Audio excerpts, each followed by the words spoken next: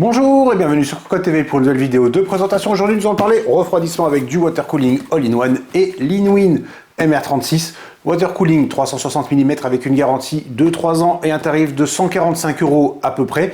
On le découvre tout de suite, juste à côté, puisqu'il est déjà en place.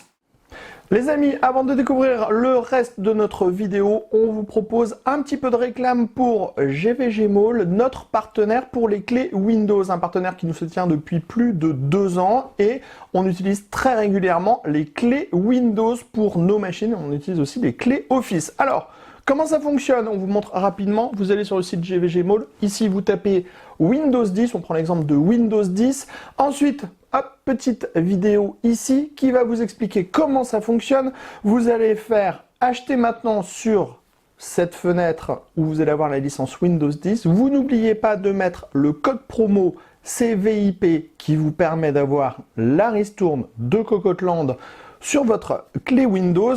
Ensuite, vous allez soumettre la commande. Vous allez arriver sur la page de paiement. Sur la page de paiement, vous pouvez le voir, vous avez tous les moyens de paiement qui sont disponibles, que ce soit par de la carte bleue, par PayPal, par tout ce que vous voulez.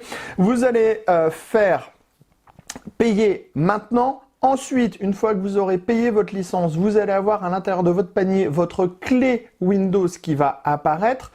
Et là, il suffit juste de copier votre clé Windows et de la mettre sur votre produit Windows 10 pour pouvoir tout simplement activer votre Windows et utiliser pleinement votre licence Windows 10. Donc, vous avez vu, 40 secondes à peu près et le tour est joué pour avoir une licence officielle pour votre PC. Le MR36 de chez Inwin, le voici déballé. Le MR36 d'Inwin, le voici déballé avec sur le côté une partie du bundle. Et on va juste parler de la pâte thermique puisque c'est surprenant, c'est marqué en petit.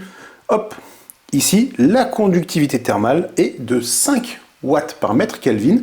C'est pas énorme, mais bon, au moins c'est honnête, c'est marqué dessus, il n'y a pas de surprise. On sait qu'on est sur un positionnement théorique, plutôt entrée de gamme. On verra bien entendu ce que ça donne au niveau des performances générales. Modèle 360 mm, il existe en 240 mm. Nous avons donc 3 ventilateurs. Ce sont des Neptune AN120 qui vont monter à 2200 tours par minute avec un minimum à 900. Donc même en termes de vitesse de rotation minimale, c'est assez élevé quand même. Là encore, on verra lors du test et ensuite un tout petit peu plus tard dans la vidéo ce que ça donne au niveau des nuisances sonores. Pour un débit d'air de 60,1 CFM et une pression statique de 2,27 mm d'eau. Donc plutôt intéressant. On le voit, nous avons un système annulaire en fait avec les pales très nombreuses et avec un profil agressif qui sont liées les unes aux autres. Le design est sympathique, des petits coins en caoutchouc et nous avons surtout cette petite fonctionnalité. Donc ce sont des câbles courts. Dans le bundle, nous trouvons des câbles plus longs bien entendu pour la gestion du PWM et du RGB. Et sur le RGB, c'est très sympathique. Nous avons ici un petit système d'accrochage. Tout simplement, on le sait qu'on va mettre ensemble 2 connecteurs RGB, ça ne tient pas forcément très bien. Donc, des marques nous proposent des petits accessoires pour mettre sur l'ensemble. Là, c'est un système de clips avec un petit ergot ici. C'est tout simple. On aime bien l'idée. En termes de design, ça présente bien. Et l'éclairage RGB, on le verra après, il est quand même très intéressant.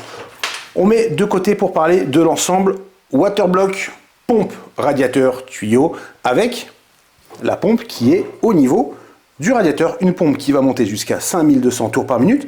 On le voit, nous avons le câble qui va sur le côté, mais nous avons aussi, si besoin, une petite découpe ici afin de passer le câble de l'autre côté. Donc peu importe le sens d'installation dans son boîtier, que ce soit de ce côté ou de l'autre, on pourra facilement réorganiser les câbles.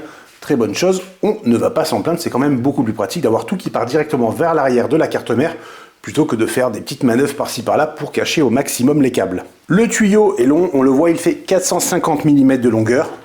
Les courbes, rien à redire, on va parler du coup de l'ensemble. Waterblock, ce n'est plus un ensemble pompe Waterblock, avec, ici nous avons une bague en aluminium qui pivote, histoire d'avoir le logo qui va s'afficher dans le bon sens. En revanche, c'est quelque chose, on a un tout petit peu de mal à la faire, mais on aime bien quand c'est quand même bien ligné, sans pour autant être des maniaques, et il n'y a pas en fait de cran qui permet d'avoir vraiment le logo sur à 90 degrés par exemple. Au niveau des connecteurs, nous avons du coup juste le RGB, avec mâle et femelle encore une fois, Une base en cuivre, nous avons laissé le petit film de protection pour l'instant, et au-dessus, nous avons donc cette partie noire finition brillante qui accueillera le logo de la marque. Terme de finition sur l'ensemble, rien à redire, tout de suite on passe à l'installation juste à côté. Le MR36 est désormais installé et il est en fonctionnement, on peut le voir et l'entendre tout doucement puisque pour l'instant les nuisances sonores ne sont pas très élevées. Nous avons donc nos 3 ventilateurs qui sont chaînés sur le RGB et le PWM, et comme on peut le constater, c'est quand même assez lâche sur le côté une fois que tout est en place. Alors ça manque un peu de lumière, mais on voit quand même que je peux bien décaler les câbles. Donc on fera l'installation dans le boîtier, on essaiera de tout placer correctement sur le côté, histoire que ça ne se voit pas. Si on le met sur le haut ou sur l'avant du boîtier, on essaye de mettre ça vers le plateau de la carte mère, ce sera beaucoup plus propre. Au niveau de la pompe, ou plutôt du waterblock, puisqu'on le rappelle, la pompe est sous le ventilateur ici. Pas grand chose à dire, nous faisions la remarque comme quoi ça pivote sans cran, donc on peut tourner, et hop, juste pour embêter, on va le mettre, voilà, à peu près droit. Nous avons un petit anneau qui est relativement discret par rapport à l'éclairage RGB des ventilateurs qui est complet. Donc là, nous avons juste le logo et un anneau. Ça tranche un peu, le résultat est propre et on a tendance à très vite oublier la finition brillante du top qui prend quand même les traces de doigts. Une fois l'installation faite, un petit coup de chiffon, ça ne fera pas de mal. En revanche, si on a des ventilateurs RGB qui sont sur le dessus, sur le côté, peu importe, ça vient se refléter tout doucement sur la partie noire et ça, c'est plutôt intéressant.